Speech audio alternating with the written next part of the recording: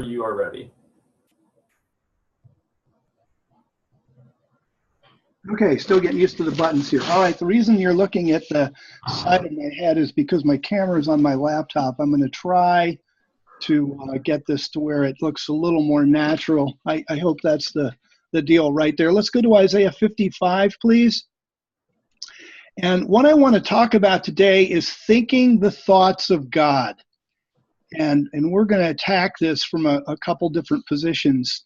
But it's amazing. The devil manipulates Christianity so that people don't attempt to do things. For example, you can go back into church history. I know Martin Luther wrote about this, for example, and other great theologians. And what they'll say is the deep things of God are a mystery. Of course, they're talking about the Trinity, and then the Trinity spawns all kinds of things like, why is it the Ecclesiastes?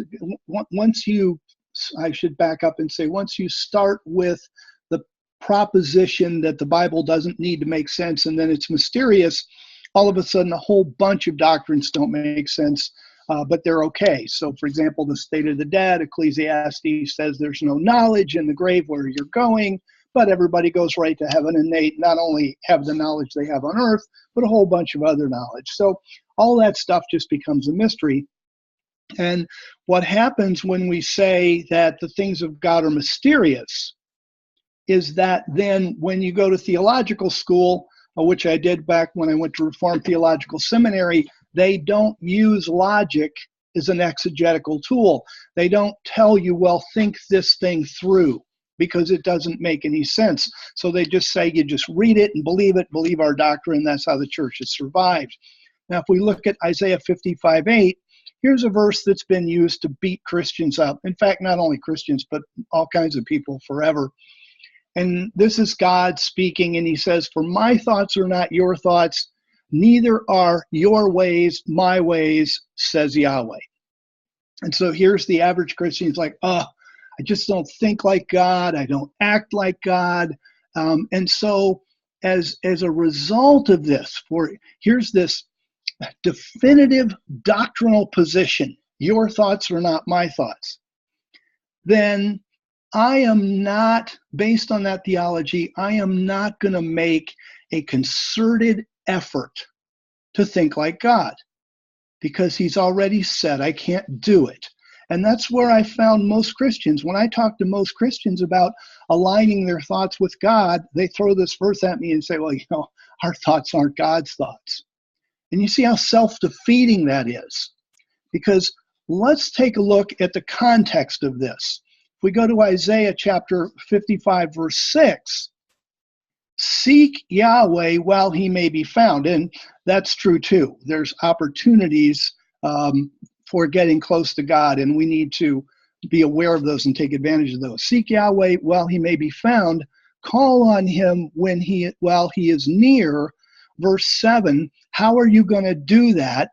Let the wicked forsake his way. Now notice the word way there.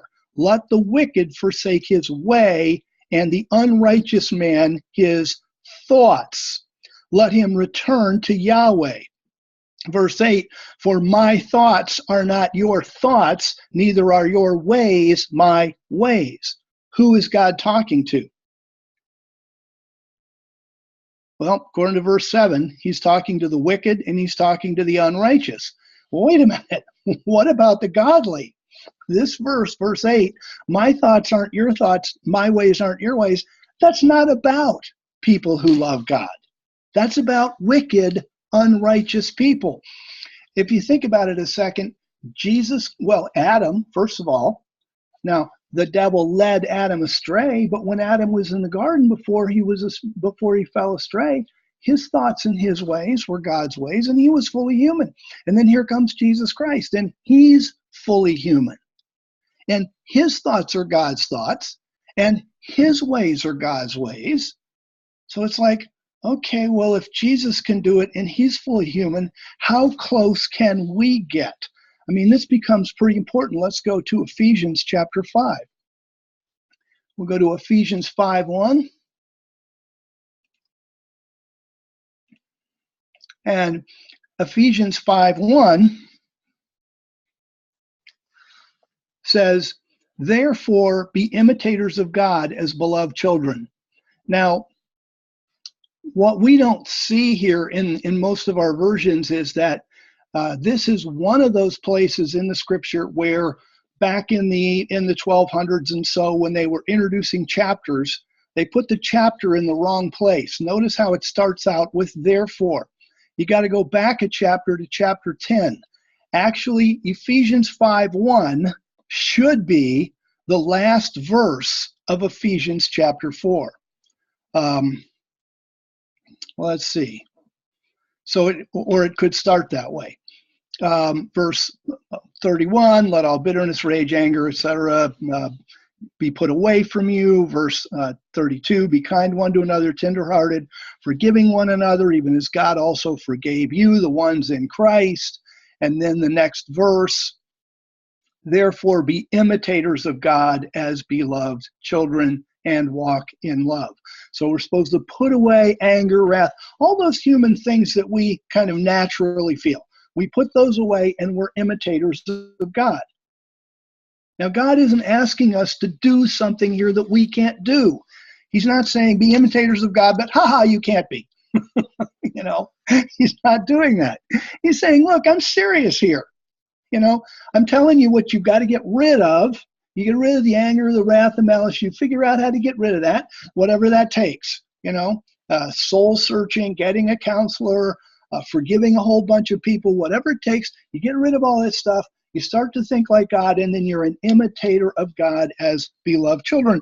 And Paul definitely got there. We know Jesus did.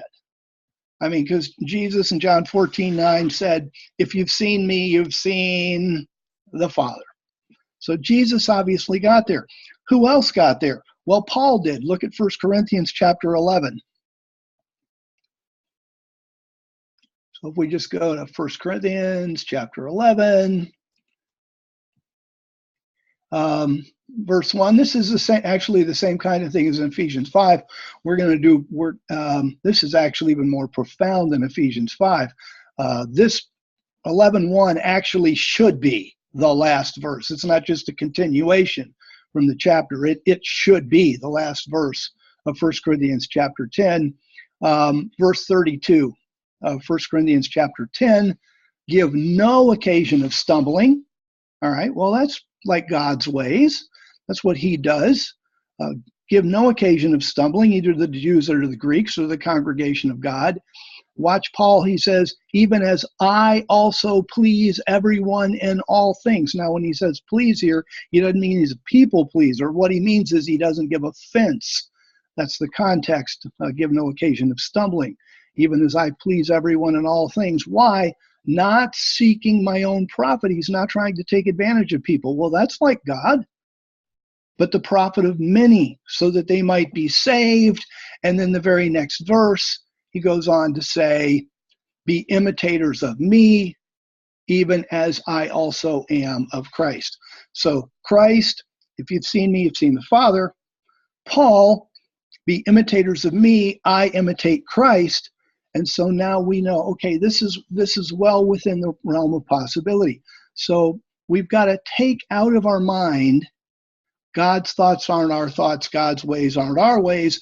And we've got to replace that with, wow, I can think the thoughts of God. I can do the things of God.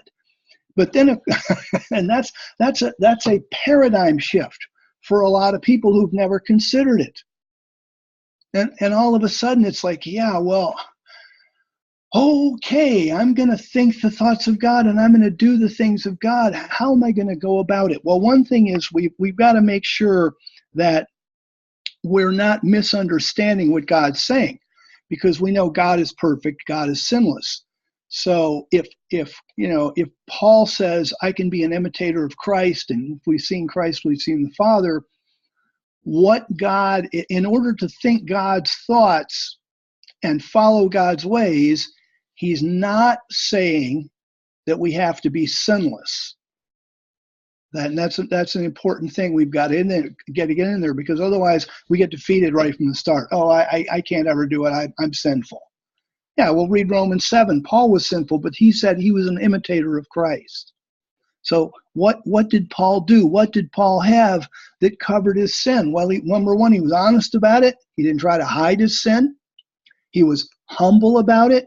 He confessed his sin. And he tried to do something about his sin. Is that the way God would think? Yes. Is that the way God would act? It is. So, the first thing we've got to do is we got to change our paradigm that, wait, I can think and act like God. And the second thing we've got to do is we've got to say, that doesn't mean I have to be sinless or without problems. It does mean I need to be honest about my sin. It does mean I need to be humble before God about my sin and my shortcomings. It does mean that I have to confess my sin to become righteous in his sight again. 1 John 1:9, confess your sin and you'll be righteous again. He cleanses you of all sin. So at that point then, now we're ready to sit back and say, okay, how am I going to be more like Christ? Well, Romans 12 gives us a start. So let's go to Romans chapter 12. And in Romans chapter 12, we'll just kick off right in verse 1. And I urge you, therefore, brothers, by the mercies of God, to present your bodies as a living sacrifice. That's one thing it's going to tell us, that being like God isn't easy, but and being like Christ isn't easy. But then I look at God, who had to give up his only son because we people on earth were screwing up. God didn't screw up, but he had to give his only son to save us, and we were the ones that were screwing up. And the same thing with Christ. Christ was that living sacrifice, not because he deserved to be, but because he needed to be to save us. So we've got to be willing to be living sacrifices and holy, pleasing to God, which is your reasonable service. Yes, that's reasonable. Then verse 2 says, don't be conformed to the pattern of this age. That means that sometimes we're going to look a little weird to people, but that's okay. We're not conformed to the pattern of the age. We don't have to be in debt like everybody else. We don't have to watch 3 hours or 4 hours of TV, whatever the averages are, like everybody else. We're going to please God, not people. We're not going to be sucked in by the ways of the world. And then it says, be transformed by the renewing of your mind. And there's so much in that, because what we're going to do is we're going to take ourselves as we come out of the womb and in childhood, and we're natural people, and our thoughts aren't God's thoughts, and our ways aren't God's ways.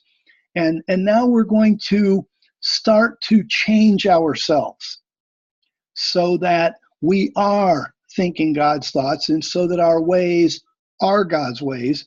And here Romans 12 says, be transformed by the renewing of your mind. And we have to really understand the word renewing, because it's anakinosis. And in Greek, there's two different words for new. Neos is new in time, and kainos is new in quality. Now, and ana is a prefix that means again or up. And actually, both of those prefixes apply, or both the meanings of that prefix applies, if you will. So what we're seeing then is we can't make our minds new again because we're old.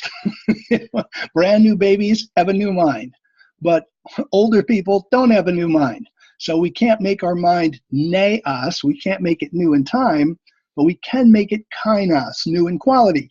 Because back here, we were thinking the thoughts of the world, and now we're going to shift, and we're going to think God's thoughts, and our ways are going to be God's ways. And so that's going to take anakinosis, a new quality, and ana means up. So we're going to be transformed. How? By bringing our mind up to a new quality. What does that mean? Well, how are the different ways that your mind gets dragged down? Maybe you do spend too much time, watching TV or sleeping or thinking, whatever. thinking thoughts that aren't generally godly. And we want to work with our mind to where, and we're in control of our mind. We're in control of how we spend our time. We're in control of what we say. Just like, Jenny, just like you said about your drive to work, and Gabe, you said the same thing, that what are you listening to instead of just rocking out to music? Not that that's always bad. There might be time your brain just needs a break. But the fact of the matter is, you can also use that time to learn the things of God, and then, like this morning when I was, Sunday morning, so I'm listening to a minister on the radio, and he'll say something and I go, and you hit the stop button, not because I want him to stop necessarily, but because it's like, wow, that was a really good point. I need to think about that. I need to reflect on that, because I want to bring my mind up to a new level. And we can't tire at that. And that's one of the things that, anakinosis, bringing our mind up to a new quality, and also doing it again and again, because it kind of leaks back down. And so that's one of the things we're going to be transformed to be more like God and more like Christ as we bring our mind up to a new level. Well, then, what would be an easy way to begin to think and act more like God? Well, we could say read and study the whole Bible, and that's true. And at some level, we need to do that. But I'm going to contend that there are two places in the Scripture that if we're going to really think God's thoughts, that we need to be spending a fair amount of time. And one of those is in the four Gospels, because we need to see how Christ lived and interacted. And your relationship with the text is an active and ongoing one. So, for example, I just flew home from last week from New York, where I did some teaching, and I ended up, actually, both flights were amazing, because I prayed to sit next to people I could witness to on both flights, and both flights were some of the best witnessing I'd done in a long time. And in one case, I sat next to this young lady who was a Christian but didn't read the Bible. That's not unusual. So I started to talk to her about the exciting things in the Bible and why to read the Bible and stuff like that. And here's if she's going to get out of her natural mind and become more like Christ, then it would be nice if she would be introduced to Christ. Well, the first time that she reads, say, the Gospel of Matthew, it's all new. I mean, if you read Goldilocks and the Three Bears and you've never read it before, you might think that the word bears, they aren't even bears. Maybe it's a word for, Goldilocks and three, mean, nasty people. So they're called bears. And then you find out, no, they're real bears.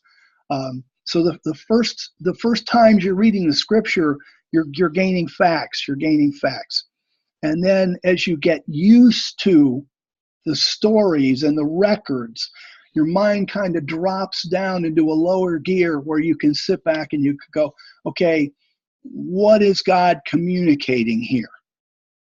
So, for example, if you take the first 12 chapters of the Bible, Genesis 1 through 12, you're covering half the chronology of the Old Testament. There's, give or take, 40 years. There's 4,000 years between Adam and Christ. 2,000 of those were in the first 12 chapters of Genesis. So if God's got 2,000 years of information and he's going to put it in 12 chapters, there's a truckload of stuff that he's leaving out. So at first we're going to read those 12 chapters and just kind of get the facts. But then we're going to have to shift into kind of a lower, more reflective gear where it's like, okay, I know the facts now. God, what are you doing? What are you saying? What are you communicating? What's so important about these records? What could I be missing? And you're not going to do that unless you spend time in the Bible. I love, it's kind of weird. Periodically, I'll sit next to somebody or something and they'll say, well, I read the Bible once. Really? Okay, you got a few of the facts down, and that's about it. God doesn't tell us that. So he wants us to stay in it and get that knowledge. So one way we're going to think God's thoughts is we're going to read and spend time in the four Gospels, and we're going to learn what Jesus Christ is doing and why he's doing it. Another thing we're going to do is we're going to have to go into the 5 books of Moses. If we look, let's go to Joshua. If we go to Joshua a second, let's see where I want to get to. Yeah, let's go to Joshua and chapter 1. Now, the Jews divided the Old Testament into 3 sections. The Torah, which were the first 5 books of Moses, the prophets, and the prophets were different in their mind than our mind, because Joshua, Judges, 1st and 2nd Samuel, 1st and 2nd Kings, those were considered the books of the prophets, along with all the prophetic books we know, like Isaiah, Jeremiah, except for Daniel. Interestingly enough, the Jews did not consider Daniel to be a prophet or a prophetic book anyway. They considered that part of the writing. So the Jews had the Torah, the prophets, the first book of the prophets starting out with Joshua, and then the Ketuvim, or the writings, which Jesus Christ in Luke 22 calls the Psalms. So we're going to take a look at the first one of the prophetic books. And here's Joshua starting out in Joshua chapter 1. And God is coaching Joshua. And then in verse 6, God says, "Be strong and courageous, for you will cause this people to inherit the land that I swore to your fathers to give them." Verse 7, "Only be strong and very courageous, so that you can be careful to do according to all the Torah that Moses, my servant, commanded you," meaning the 5 books of Moses. "Do not turn from it to the right or the left, so that you will have success wherever you go." So the only way he's going to know if he's turned away from Torah is if he knows Torah. And then verse 8, very powerful verse. "This book of the Torah must not depart out of your mouth, but you are to meditate on it day and night." We wrestle with the translation meditate, because the Hebrew word more accurately means to kind of mumble out loud. In fact, the Holman Christian Standard Bible actually translates this recite out loud. Now, we don't do that in our culture. We understand that that meditate, you roll something over in your mind. But the point is that here's God, and he says, you are to roll this Torah over in your mind day and night, so that you can be careful to do according to all that's written in it, because for then you will make your way prosperous. So God is saying, if you want to prosper, then you've got to learn to live according to Torah. And of course, he's talking to Joshua, and Joshua is going to structure society. I think of people, for example, that are on juries, and they're listening to all this evidence, but they don't know the Bible.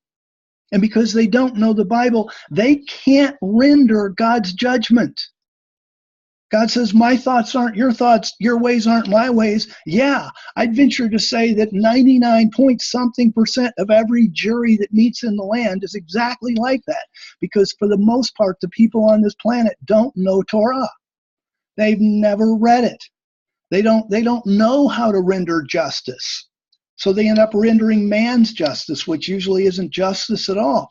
But God said, look, Joshua, you're going to establish a society here.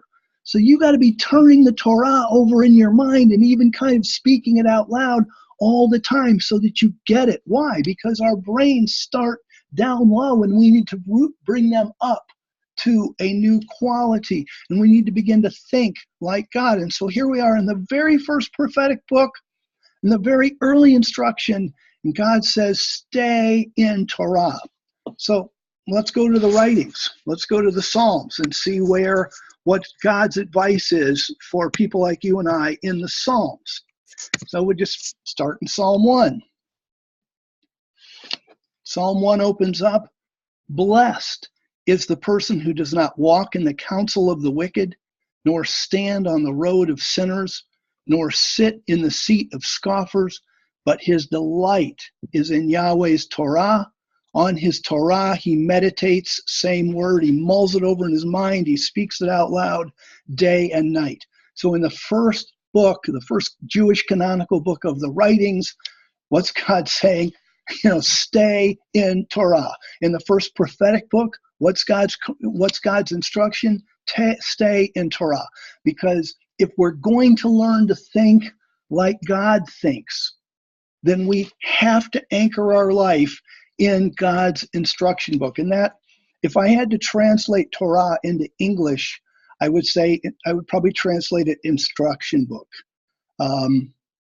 The beauty of knowing what Torah is that it is a combination of statute law, case law, historic examples, and customs that allow us to see what God thinks is important and how he thinks. I had a really visceral experience of this when I first started reading Torah. And I mean, I was a teenager and I was raised atheist. So it's like, I took a class that some of you might know is Power for Abundant Living. I bought my own Bible. I hadn't owned one before. And I start reading and I get to Exodus. So let's just go to Exodus. And I'm going to use this as a personal example out of my life and what happened to me. So let's go to Exodus chapter 21. Probably many of you have heard an eye for an eye. Of course, I'd heard an eye for an eye all my life. Mom and Dad used to say something about it. But I never really thought much about it. And then I'm reading in Torah, reading in Exodus as a teenager. And verse 22 of Exodus chapter 21, 22. Exodus chapter 21, 22. If men fight and hurt a pregnant woman, so, here's men fighting and there's some pregnant woman there, and all of a sudden, she gets hurt, she gives birth prematurely, yet no harm follows. He must be surely fined as much as the woman's husband demands and the judges allow. But obviously the baby's okay, the woman's okay. She's just been punched or kicked or whatever. Verse 23, but if any harm follows, so now you've hit this pregnant woman and there's harm that follows. And you've got to understand that this fight is, it's not like an accident. I mean, this is, purposeful. These men are actually fighting. You can always break off a fight. This is not talking about a car wreck where somebody accidentally made a mistake. Verse 23, but if any harm follows, then you must take life for life, eye for eye, tooth for tooth, hand for hand, foot for foot, burning for burning, wound for wound, and bruise for bruise. And I can remember reading that as a teenager and going, holy smokes, what? And, you read it over and I'm just trying to make sense of it. I mean, you get mad at somebody, you get in a fist fight and they break their hand and it becomes unusable. So now they break yours so that yours is unusable. I was like, wow. I mean, that blew my mind, and I'm sitting there and I can't wrap my mind around it. But somehow in my brain, I had this idea that this was not God's problem. And I didn't know the verse in Isaiah about my thoughts are not your thoughts. But as I read this, I was like, wow, hand for hand, life for life, tooth for tooth, burning for burning. You get in a fight, you shove some guy, he falls in a fire. They get to push you in the fire. It's like, wow. But what I understood was somehow or other, God was communicating a truth that in my atheist upbringing and training, I couldn't get my mind wrapped around it.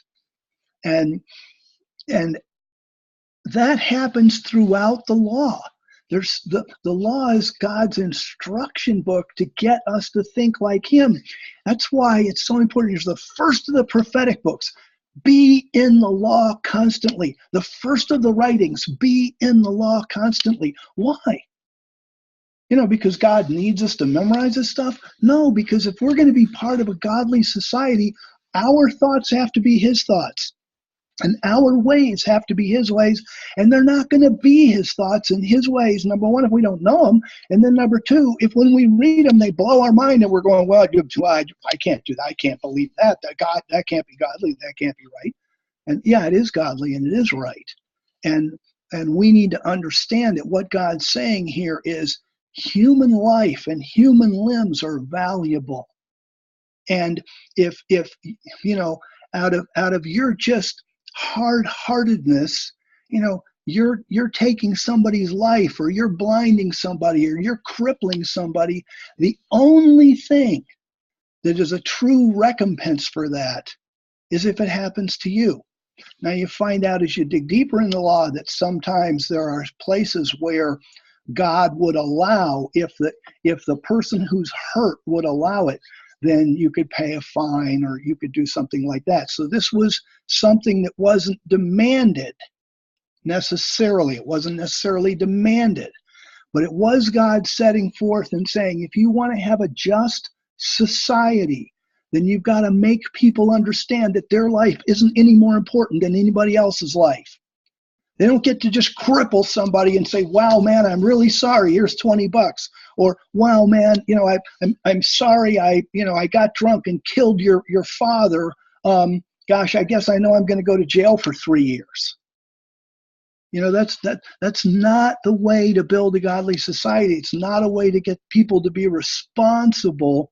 It's not a way to have a society that's free of fear and all the stuff that goes on. And if we start looking at this, let's just go to Exodus chapter 21. Let's back up a little bit, and let's go to 2 to 4, verses 2 to 4. So I'll go up to verse 2. So here's a guy and says, if you buy a Hebrew servant, because what would happen is lots of people would need to sell themselves because they'd go into debt. They're stupid. Like, for example, today, you just declare bankruptcy. In the biblical world, it's like, oops, sorry. You're not screwing somebody out of their money just because you declare bankruptcy. No, you borrow money from somebody in good faith, and all of a sudden you can't repay, and then they sold you as a slave and took the money and paid the guy back. And then your slavery was for 6 years. And so it just so happened in the society that people would come up for sale. So this guy says, if you buy a Hebrew servant, he's to serve 6 years, and the 7th he is to go out free without paying anything. And that's because he's paying his debt off over 7 years, but you don't own him. The difference between Roman slavery or American slavery and biblical slavery was the Bible had slaves, but they weren't the property of the one who owned the slave. And in the 7th year, they went out free. And there were conditions for that, because then some slaves kept screwing up their lives. They kept being sold over and over. And finally, they said, screw this. And they wanted to be a slave forever. And so they could go through a process so that they would be a slave forever and be taken care of in somebody's family, because it was the responsibility of the slave owner to take care of the slave. So here, if you buy a Hebrew servant, is to serve 6 years. The 7th, he is to go out free without paying anything. If he comes in by himself, he is to go out by himself. Makes sense. If he's married, his wife goes with him. Makes sense. They come in as a slave couple. They leave as a slave couple. Verse 4. Now watch this. If his master gives him a wife, and so he's a slave, but he's out of control of his emotions, he's out of his control of his physical desires, and he begs his master for a wife, and he says, okay, I'll go out and buy a wife for you. And he does. But the master was the one who bought that wife. And so it says, if the master gives him a wife, and she bears him sons or daughters, the wife and her children will be her master's, and he must go out by himself. Oh, but I love my wife. I love my kids. You're not going to send me away and make me leave my family, are you? Yeah. Unless you want to get your ear bored through with it all and you want to be my slave forever. Yeah. You didn't, and people, oh my gosh, that seems so cruel. And see, here again, my thoughts are not your thoughts. Your ways are not my ways. Who bought the woman? Knowing that she was probably going to have children. The master. Why did he do that? Because the slave begged him for it. And the slave's got to learn to take responsibility, and people have to learn to take responsibility for their actions. And see, a real liberal would have real trouble with this. Oh my gosh, this just seems so hard and so cruel. But as you begin to think about life, God's trying to reward those people who deserve a reward, and he's trying to state things in a way that it makes people responsible. I buy a wife for somebody, and that woman has children, and that means that while she's bearing children, while she's nursing children, that she's really I just paid for her, and now she can't do any work or can't do much work. I want her to take care of the kids. And all of a sudden, the 7th year comes and they just go flying off. And I'm like, wait a minute, what happened to my money and my time? And God's like, no, I'm not going to take advantage of you because some slave couldn't wait for 7 years. And we just need to learn. This is why it says we meditate on this stuff day and night. It's like, wow. There's something inside of me anyway that says, John isn't right here, the Bible's right. Okay, God, show me your ways, show me your thoughts, show me how this is right, show me how this is just. And he does. You meditate on this stuff, you pray on this stuff, and he does. And there's so many of these. Look at Exodus chapter 21, verse 33. I mean, we'll just be in the Torah for a few more minutes. I just want to show you a couple of these. Here's verse 33. It says, if a man opens a pit, now here's a guy, he's a landowner. So he's got land. So what's he do? Goes and digs a big hole in his land. Is it his land? Sure it is. Does he have a right to dig a hole? Absolutely.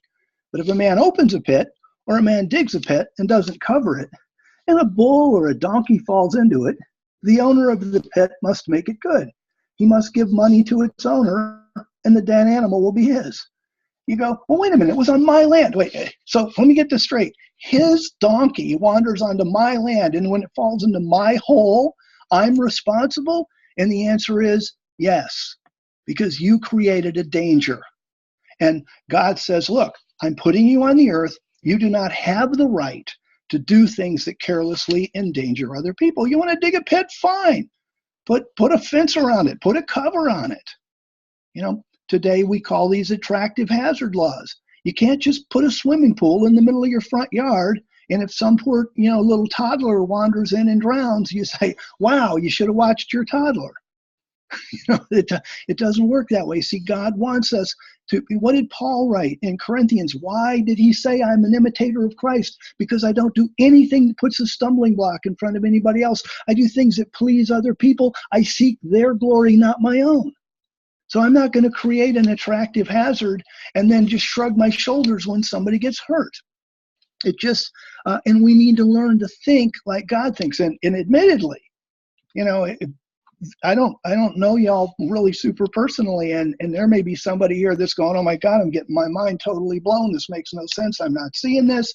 I'm not getting this. That's okay. We all start out with it because I viscerally went through this stuff, and to some degree I still do. Because there's some of these laws back here that are very challenging. We don't understand. And so we have to learn to think like God thinks. But as we put on the mind of Christ and as we go to God in prayer and say, God, help me make sense of this. Let's see. Let's do one more. Let's do 22:5. We'll go to Exodus 22:5 because this is the kind of thing we could do all day. I enjoy doing it. I love pushing myself this way because just because it makes me, force myself to recognize, am I thinking like God or am I thinking like a natural man? Verse 5, if a man causes a field or vineyard to be eaten and lets his animal loose and it grazes in another man's field, he must make restitution from the best of his own field and from the best of his own vineyard. So in the last one we saw, okay, the animal wanders away and falls into a pit.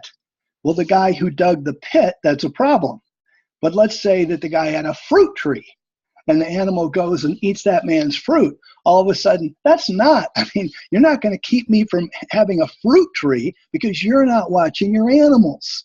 That's your problem. And if your animal comes over onto my land and eats my fruit, then you've got to pay me fruit. Absolutely. And so the law shifts a little bit as to whose responsibility it is. Interestingly enough, that had my family been Christian and known this, we had, we had a picnic table. We always in the summer, growing up in Syracuse, New York, loved those warm sunny days and would like to eat out. There were four of us kids and mom and dad. And one day mom made a big bowl of spaghetti for her family of six. And, the four of us kids are playing. Dad's in the living room doing something. Mom's responsible for the meal. So she's taking various things out and putting it on the picnic table. And she takes this big bowl of spaghetti that's got the sauce mixed in and sets it on the picnic table and goes back in to take care of something else. And the neighbor's dog runs over and wolfs down the entire bowl of spaghetti, lock, stock, and barrel, that was going to feed six people. Now, we didn't know at that time that had we been Christian and had we been biblical, we would have gone to the family and said, excuse us, but you need to buy us dinner tonight because your dog just came over and ate our dinner. And we could have legitimately done that. That would be a Christian thing to do. Or even if they said, no, we're not going to do it, at least we'd be standing on the law. We would understand what God's purpose is. You don't get to let your dog loose just so they go and ruin other people's meals. As it turned out, in a kind of a poetic, non-Christian judgment, the dog went into the neighbor's house and threw up all that spaghetti and sauce all over their living room rug. But that's neither here nor there. That was simply God's justice. But what I want to set before you in concluding then is that if you and I are going to learn to think and act like God, it's not going to be an accident. It's going to be a very purposeful curriculum of learning. We're going to have to study the life of Christ. We got to read the whole Bible too. But we're going to have to study the life of Christ and kind of ask ourselves, why are the records included that are included? And then we're going to have to study Torah, the first 5 books of Moses. And after we get to know the facts, then we say, okay, God, what are you saying here? And we need to pay attention to the places where we're having a visceral reaction, like, I don't believe this is right. And it may not be right. We may be reading a terrible translation. But if what we're reading is correct, then we have the opportunity to see the difference between, wow, this is what God's saying, this is what I'm thinking, they're miles apart. I need to figure out how to get these two things together. So I challenge us to spend more time. Lots of us love reading the Gospels, but I challenge us to spend more time reading Torah and learning to think like God thinks. God bless you.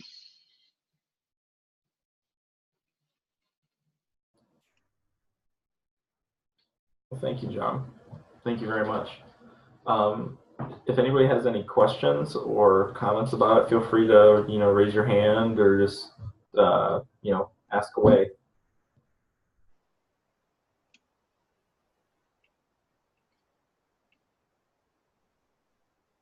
Yeah, John, you made me think the rehabilitation is what supposedly our modern prisons are supposed to do, but there's no rehabilitation going on.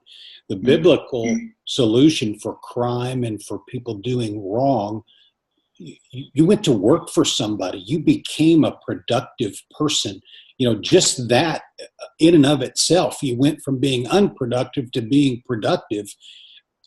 That's something that people miss out on, this slave thing, because slavery was handled so poorly here in the United States and in the Greek culture, as you said. So very, very good, very poignant. And Jenny wants to add. Very good, John. Thank you. And I think maybe it was Dan Gallagher that had a teaching, and in it he was talking about neuroplasticity. But anyway, that subject comes up from time to time, and it's a real entity that is just now being learned about. And when we renew our mind, we do have to delve into it and really understand it. Go back, like you said, go back and read it, and maybe talk to somebody else about it. I've got Andy as a sounding board, but it's just so important for your mind to go down the right pathway, because we're never going to get it right until we do. And then we have to keep doing it, because it doesn't necessarily stay. And I think I said to somebody recently that, man, I'm in a slump. I feel like, you just get to feeling so bad about yourself when you get in these slumps and you're not spending time in your prayer life or in the Word, and you just feel, oh, I know what it was when I was up in Connecticut visiting somebody. And I was only gone for 4 days, but that's all it took. I came back and I was I can't say I was miserable, but I wasn't feeling good at all. So, and it took a while for me to get back into it. So thank you, John. Beverly has her hand up. Thank you, John. It's a very timely teaching, because recently several things have kind of hit my mind. As first, and I mean, not to sound political or anything like that, but a lot of times, like for the people that I speak with often in the African community, African American community, at times there are things that our community should address that we don't, because, and these are just the people that I've talked to, they feel like if they own it, or if they say, if they admit that maybe we haven't taken responsibility for some things, that it will fuel the fire for people who feel like, well, they don't want to do anything anyway. So it's easier to beat the bandwagon about the things that are going wrong and the things that are quote unquote an injustice than it is to admit where maybe we failed in some areas, because you don't want people to have this overwhelming response that, yeah, you're just screwed up. Which of course leads to not addressing things that needs to be addressed. So certain problems stay in play. And obviously I see both sides of that. I understand how the adversary has formulated these things where it's very hard to be just or to think in a just way, because in our minds we think, well, we're supposed to be kind to everybody, so you can't speak harshly against something and really condemn it, because now look at what you've done to this whole group of people. But obviously we didn't do anything to a whole group of people. It's happening because the adversary can work in those climates. So that was one of the things that hit me. I am always on the wrong side of that conversation with many people, so I feel it all the time. But anyway, it's just a comfort to know that, as long as I'm thinking God's thoughts about those things, generally I'm not going to have people agreeing with me, so I must be in a good place. The second part was, you talked about like reading something in the Word and having a visceral reaction. And as odd as this may sound now, I was pretty much never using the name Jesus.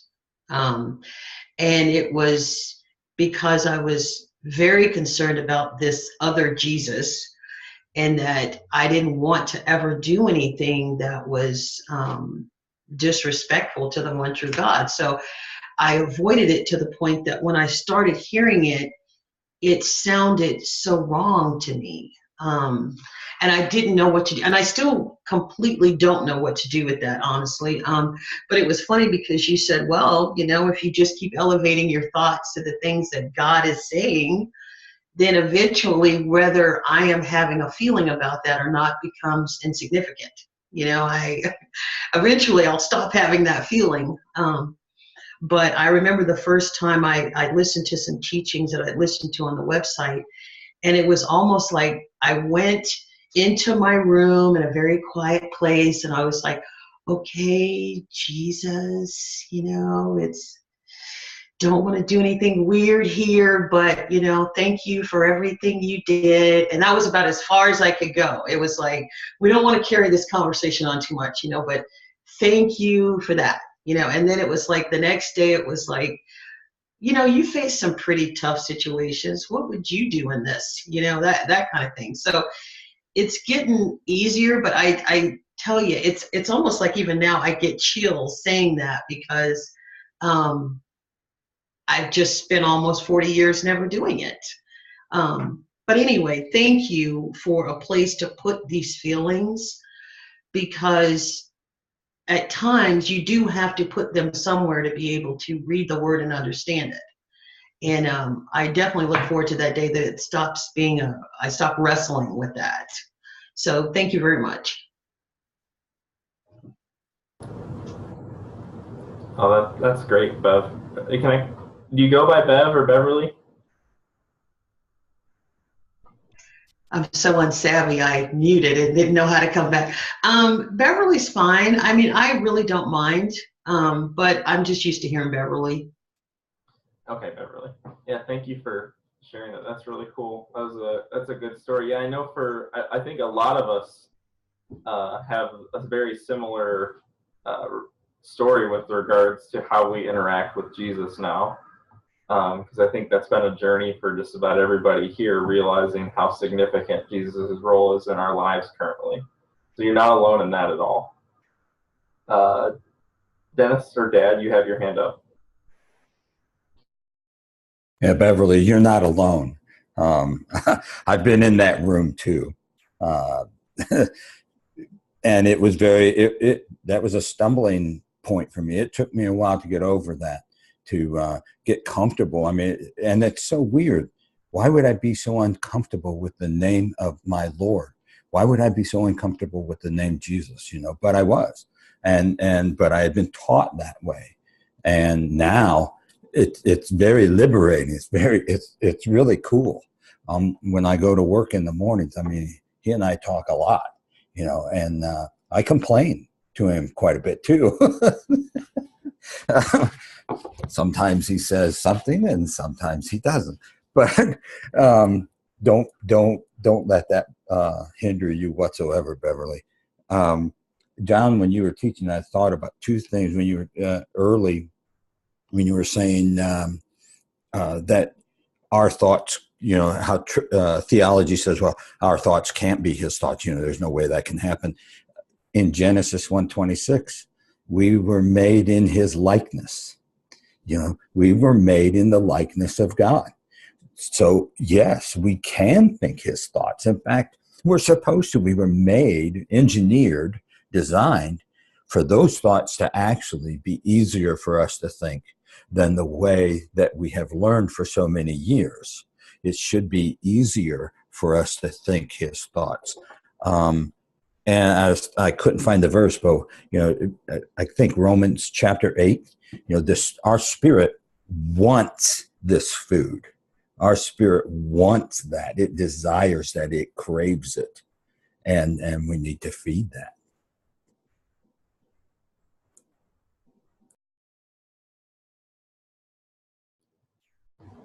Yeah, John, when you were talking about the Greek word for renewing your mind, you were definitely pointing to this, and it was something that I was thinking about, is that it's such a process that requires constant work. It's like exercise. You can go to the gym for a year and you'll see slow, gradual gains, but if you take 1 week off during the holidays and you pig out, you lose a lot of those gains very quickly. And it's tough because, we get in situations, and I know I have, at least in my life, where there'll be, a couple days or a week or something where I'm not doing exactly what I'm supposed to be doing for the Lord, or I'm not controlling controlling the words that I say, or, always doing the right actions. And it feels like I'm taking leaps and bounds backwards where, as we're pushing forward, it feels like we're only taking baby steps sometimes. I'm sure a lot of us have felt discouraged before, but like what John was saying, we just have to keep pushing. We got to keep pushing and challenging ourselves. Andy has his hand up. Beverly, I sent you a little message in the chat. I don't know if you saw it or not. That what you touched on really ties right into what John was teaching, and that is that when you come across something new that kind of goes, bing, press in there with the Lord and ask him, Lord, how do I, because it was a big shift for me too. I probably with John Schoenheit as well, to go from that God, everything that we thought, to Jesus. And I can't exactly quantify it, but I think 99% of the time I'm talking to Jesus. He's the one that God put in charge. He's the head of the church. He's the Lord over all flesh. and when that just began to sink in, I said, okay, Lord Jesus, teach me how to do this. Show me what the difference is. And, I asked him to help me see that. Just like John was talking about, God, help me understand your Torah. Help me to have your thoughts. Well, the same thing applies in this relationship with Jesus Christ. And I guarantee you, it will be the most incredible transformation in your life once you really see it and you hear him. And then what I what I like is occasionally God will chime in and he'll say, just in case you forgot, and his voice and I hear that his voice is different than the Lord Jesus. And I didn't realize it until God got my attention about something that I was off base on. And it's a wonderful journey. Embrace it and see it for what it is, your chance to really get to know your big brother who God put in charge of us. So.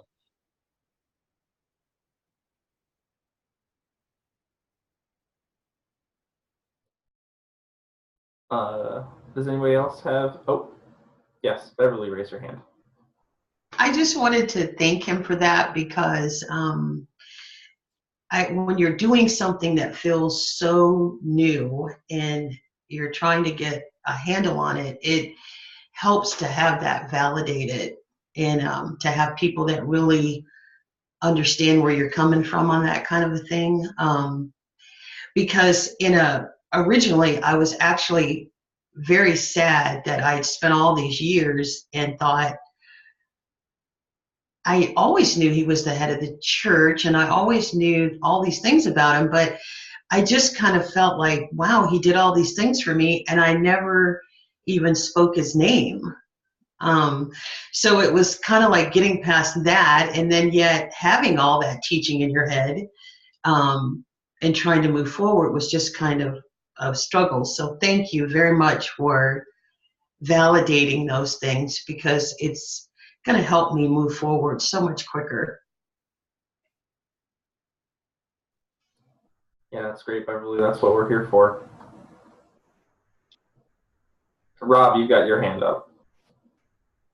Yeah, on the same subject about, talking to Jesus and praying to Jesus, I can remember back in the mid or late 80s when trouble first started happening with the Way and John Lynn broke away and word got around that John Lynn was praying to Jesus. He's talking to Jesus. And man, the people I was with at the time, we all thought that was anathema. John has gone off the deep end, Who's talking to Jesus? We all talk to God. And turns out he was right,